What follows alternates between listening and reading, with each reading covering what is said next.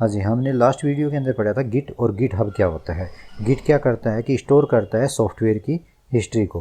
Git hub क्या होती है कि वेबसाइट होती है जो कि रिपोजिटरी कंटेन करती है। उसके अंदर हमारे कोड हो सकते हैं, फाइल्स हो सकती हैं और रिवीजन हिस्ट्री की ईच फाइल हो सकती है। गिट को इंस्टॉल कैसे किया जाता है? गूगल पे जाते हैं, गिट राइट करते हैं और हमें एक लिंक मिलता है। वहाँ पे हम किस प्लेटफॉर्म के लिए राइट करते हैं, अकॉर्डिंग आवर प्लेटफॉर्म जो है हम वहाँ पे क्लिक करते हैं डाउनलोड, और देन कितने बिट का है उसके अकॉर्डिंग जो है क्लिक करते हैं। देन जो है हम एक डाउनलोड कर लेते हैं एक्सी फाइल को, और उसी एक्सी फाइल को फिर इंस्टॉल करना होता है सिस्टम के अंदर। तो डिफ़ॉल्ट सेटिंग से नेक्स्ट नेक्स्ट करके हम जो है इंस्टॉल कर सकते हैं। इंस्टॉल होने के बाद में हमें गिट बैश मिलता है, वहाँ पे जाके हम क्लिक करते हैं तो हमारा टर्मिनल ओपन हो जाता है। उस टर्मिनल पे जो है हम कमांड का यूज़ करके और काम करते हैं। तो आज हम पढ़ते हैं कि किस तरह से जो है कमांड राइट करते हैं, कौन कौन सी कमांड होती है। तो सबसे पहले हमें कॉन्फ़िगरेशन कमांड पढ़नी होती है। यूज़र नेम और यूज़र ईमेल को जो है कॉन्फ़िगर करना होता है। तो यूज़र मेल को नेम को कॉन्फ़िगर करने के लिए क्या कमांड होती है? Git config -- global user dot name, double quote के अंदर यूज़र का नेम, और एंटर करते हैं तो कॉन्फ़िगर हो जाता है यूज़र का नेम। लेकिन अगर देखना है तो फिर क्या करते हैं?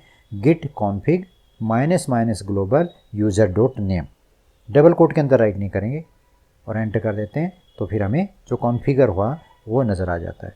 नेक्स्ट, अगर ईमेल कॉन्फ़िगर करनी है तो किस तरह से कमांड राइट करते हैं? Git config -- global user dot email, double quote के अंदर ईमेल आईडी राइट करते हैं, एंटर कर देते हैं तो ये ईमेल आईडी कॉन्फ़िगर हो जाती है। नेक्स्ट, अगर देखना है तो सेम वो इसी तरह से जिस तरह से यूज़र नेम देखा था वहाँ पे क्या कर देते हैं? यूज़र डॉट ईमेल कर देते हैं। तो क्या कमांड होती है? Git config -- global user dot email.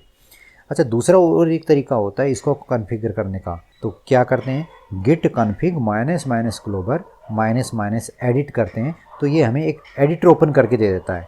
उस एडिटर में काम करने के लिए सबसे पहले हमें शिफ्ट आई प्रेस करना होता है। शिफ्ट आई प्रेस करके फिर हम जो इंसर्ट मोड में जाते हैं, फिर वहाँ पे राइट करने के लिए कैपेबल हो जाते हैं, और राइट करने के बाद में फिर कमांड मोड में आते हैं, एस्केप की प्रेस करते हैं और फिर वहाँ पे सेव करके $WQ! टाइप करते हैं, एंटर कर देते हैं तो सेव करके एग्जिट हो जाते हैं। इस तरह से जो है हम क्या कर सकते हैं? कॉन्फ़िगर कर सकते हैं यूज़र नेम और ईमेल आईडी। तो सबसे पहले हमें एक मेक डायरेक्टरी बनानी होती है।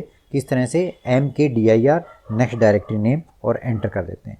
फिर उस डायरेक्टरी के अंदर एंटर करते हैं तो CD कमांड से CD और नेक्स्ट डायरेक्टरी नेम जो बनाई हुई है एंटर कर देते हैं तो वहाँ पे एंटर कर जाते हैं। नेक्स्ट, अगर ऑलरेडी बनी हुई है तो MKDIR का यूज़ नहीं करके डायरेक्टली CD का यूज़ करते हैं। CD और वो जो फोल्डर बना हुआ है जहाँ पे हमें प्रोजेक्ट जो है बना रखा है वो डायरेक्टरी का नेम और एंटर करते हैं। के बाद में इनिशियलाइजेशन करते हैं। बाकी अगर बनी हुई है, नहीं बनी हुई है, आगे का सेम गिट इनिट करते हैं तो उससे क्या होता है कि रिपोजिटरी इनिशियलाइजेशन हो जाती है गिट इनिट कमांड से।